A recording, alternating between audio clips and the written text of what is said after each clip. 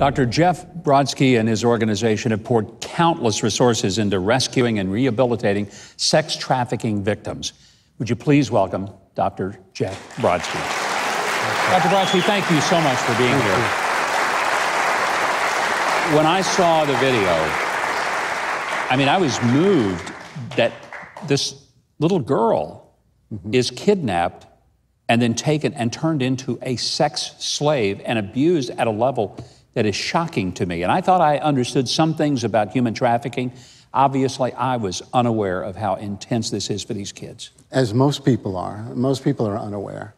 You know, the theme of a book that I just wrote this last year that came out, The Least of These, the main theme of that book is awareness is good, but awareness without action is apathy. Even your viewers tonight, when they watch this segment, my goal is awareness, but hopefully to motivate people to action. Awareness without action is apathy. If I make people aware of this problem and they choose to do nothing about it, what have I accomplished? Yeah. Nothing. So that's always my goal when I speak, no matter where it is, whether it's a TV show, a church, a youth group, a civic or social organization, anywhere I go, it's always the same prayer when I'm walking on that stage. Father, use me today to be your voice to motivate at least one person into action in a way that would help me to rescue even one more child. Dr. Brodsky, you're barefoot. I am. You have been barefoot for a while. How long and why? Well, I've been barefoot next month 9 years. 9 years. Yes, not even a sock on my feet in 9 years. Doing this in solidarity with orphaned and abandoned and trafficked children around the world. I was at a garbage dump in Phnom Penh, July 19th, 2010. We were there feeding children that live in the dump. And I was standing on the side there. We had a bowl of rice with chicken in it. And as they were eating, I noticed that they were all barefoot. 2 of them had old flip-flops. When I went to my hotel room that night, I talked to God all the time. And I've learned to be sensitive when he's talking to me. And I heard him say to go barefoot for 1 year in solidarity with those children. And I thought, God, I live at 9,000 feet elevation in the mountains of Colorado. How can I do that? And he assured me in a way that only he could, that as long as I'm careful, he would take care of me. I've never had frostbite or anything like that. After the 1 year anniversary, on July 19, 2011, Governor, I was the happiest man on earth. I couldn't believe I went for a whole year. This is what I did. I wake up between 2 to 3 a.m. every day. I had a pair of socks on my couch. I put my left foot on the ottoman. Whether the people that are watching this believe it or not, I took the sock, put it on my toes, went to pull it on, and I couldn't get those socks past my toes. And I cried out to God. It was like a tug of war. I don't know if he sent an angel or what, but I could not get those socks past my toes. And I cried out. I said, God, what do you want from me? I just went for a whole year. And that still small voice spoke to me in a way that only God could. And these are the words that I heard.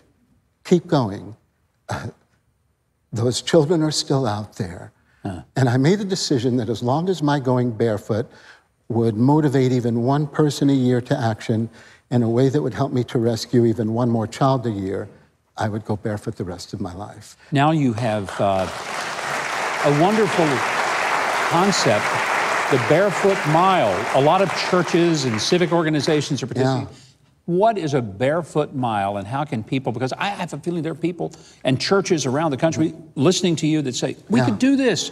It was a small youth group in a little town of Coshocton, Ohio. After I spoke to the church, a week later, the youth pastor called and said, Dr. Jeff, you really motivated these children, these teens. They want to do something to help raise funds because it's very expensive. Rescue operations are so expensive.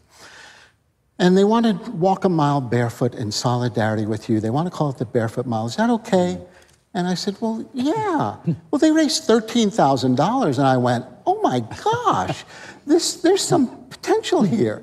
The last Barefoot Mile that we had was in Anchorage, Alaska, just last month.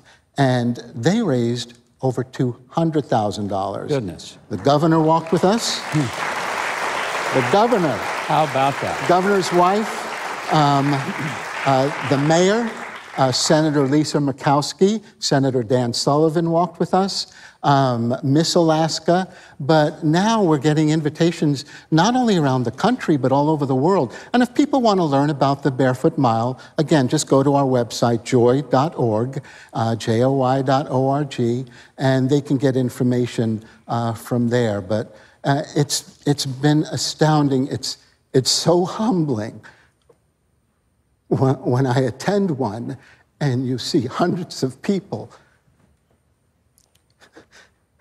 take off their shoes and socks to bring awareness and to help us to fight this evil.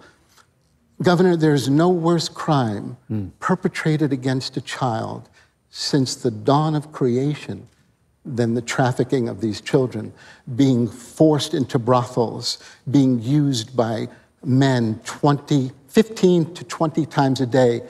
We've rescued children from brothels, Governor, as young as 4 years old. Oh, my God.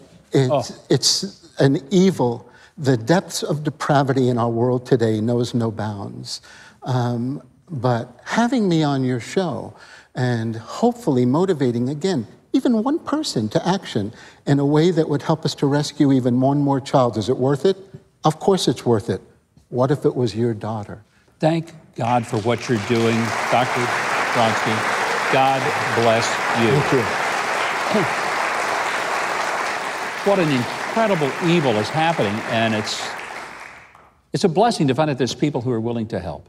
And if you want to find out more information about Joy International, or maybe host and sponsor a Barefoot Mile in your community, through your church, I can't think of a better way to do it. Do it through your church or your community. Go to joy.org. That's joy.org.